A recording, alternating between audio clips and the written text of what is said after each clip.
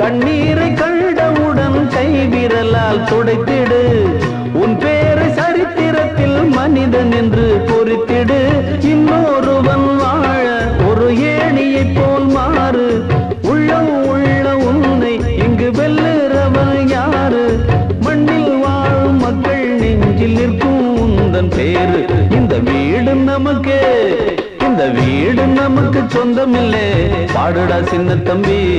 அதனால நமக்கு துன்பமில்லை பாடுடா சின்ன தம்பி